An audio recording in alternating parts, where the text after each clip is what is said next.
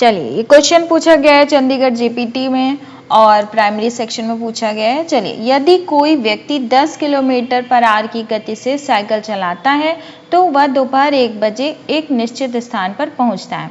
यदि वह 15 kilometre per hour की गति से साइकिल चलाता है तो वह सुबह 11 बजे पहुंचता है, उसी स्थान पर पहुंचता है। दोपहर के 12 बजे वहां पहुंचने के लिए उसे किस गति से साइकिल चलानी होगी, ये हमें बताना है। ठीक है, चलिए अब हम मान लेते हैं कि जब कोई व्यक्ति 10 किलोमीटर प्रति घंटे की गति से साइकिल चलाता है तो 10 किलोमीटर प्रति घंटे की स्पीड, ये स्पीड है ना, हम लोग क्या जानते हैं, डिस्टेंस बराबर क्या होता है, स्पीड इनटू टाइम होता है ना, तो बस इसी का खेल है। अगर कोई व्यक्ति जो है 10 किलोमीटर, यहाँ स्पीड है, स्पीड की जगह 10 किलोमीटर पर आवर, और यहाँ क्या कह रहे हैं कि दोपहर 1 बजे पहुँचता है। यहाँ तो टाइम दिया गया है बजे वाला, कितना समय लगता है ये नहीं बताया गया है। तो हम मान लेते हैं कि पहले केस में टी समय लगेगा, मतलब टी समय कितना, टी समय क्या कहने का मतलब ये है 1 घंटा लगेगा, 2 घंटा लगेगा, 3 घंटा लगेगा, क्या लगेगा। ठीक है, तो यहाँ पे ये बताया गया है कि 1 बजे पहुंचेगा, ये नहीं बताया गया है कि कितना समय लगेगा।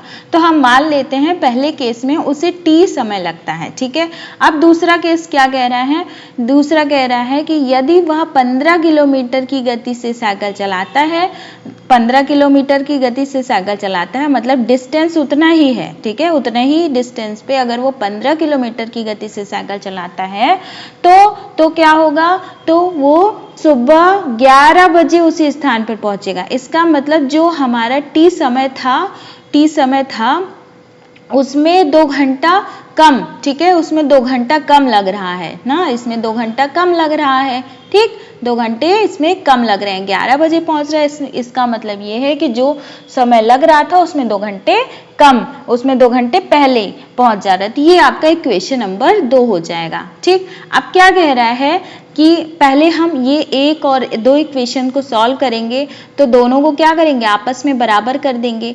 तो 10 multiply t is equals to क्या हो जाएगा, 15 मल्टीप्लाई टी माइनस 2। ठीक है, इसको क्या करेंगे, कैंसिल करेंगे, 5 3 जा हो जाएगा, 5 2 जा हो जाएगा, तो 2t बराबर हो जाएगा 3t माइनस 3 2 जा 6। अब यहाँ पे जो टाइम आ जा रहा है वो क्या आ जा रहा है, वो टाइम आ रहा है आपका 6 घंटे। मतलब जो हमें नहीं पता था कि टी क्या है, कितना घंटा लग रहा है, तो अब पता चल गया है कि 6 घंटे लग रहे हैं। ठीक है, 6 घंटे लग रहे हैं। अगर हम 6 घंटे की वैल्यू रखें तो टोटल जो डिस्टेंस आ जाएगी वो क्या आ जाएगी, 60 आ जाएगी। 10 मल्टीप्लाई 6 बराबर टोटल डिस्टेंस क्या हो जाएगी, 60 डिस्टेंस हो जाएगी। अब इसी डिस्टेंस को क्या बोल रहा है कि इसी डिस्टेंस को पूछ रहा है कि दोपहर के समय 12 बजे वहां पहुंचने के लिए किस गति से साइकिल चलानी होगी। हमने क्या देखा था, हमने देखा था d is equals to speed into time, ये होता है ना। अब यहाँ पे ये पूछा है, स्पीड पूछा है, किस स्पीड से चलाए कि डिस्टेंस कितनी, डिस्टेंस 60 डिस्टेंस हो। ठीक है, 60 डिस्टेंस को किस स्पीड से चलाए कि 12 बजे वहां पहुंचे। तो पहले हमारा टाइम क्या था, टी था ना, टी था, तो टी था, और पहले जब 1 बजे पहुंच रहा था तो टी था। ठीक है, जब 1 बजे पहुंच रहा था तो टी समय लग रहा था, ध्यान से सुनिएगा नहीं तो समझ में नहीं आएगा। जब वो 1 बजे पहुंच रहा था तो टी समय लग रहा था, अब वो 12 बजे पहुंचेगा, इसका मतलब टी में क्या होगा, टी में 1 घंटा कम लगेगा ना, टी में 1 घंटा कम लगेगा, इसका मतलब कि 5 घंटा। ठीक है, 5 घंटा, यहाँ पे 5 घंटा हो जाएगा। ठीक, कैसे, देखिए 1 बजे के हिसाब से हमने माना था टाइम टी।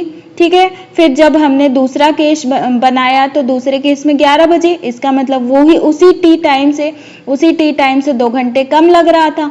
अब यहाँ पे 12 बजे तो उसी टी टाइम से 1 घंटे कम, तो हमारे यहाँ पे टी की वैल्यू क्या आ गई है, 6 घंटे लग रहा है, तो 6 घंटे लग रहा है, और 6 घंटे के हिसाब से 1 घंटे कम, तो यहाँ पे 12 बजे ना, तो यहाँ पे कितना हो जाएगा, 5 हो जाएगा, टी में 1 कम हो जाएगा तो 5 हो जाएगा। अब 5 से अब इसको काटेंगे 12 आ जाएगा, 12 किलोमीटर पर आवर आ जाएगा आपका आंसर। तो ऑप्शन नंबर डी क्या हो जाएगा, करेक्ट हो जाएगा। आई होप कि आपको समझ में आएगा फ्रेंड्स, इसको शेयर जरूर करिएगा।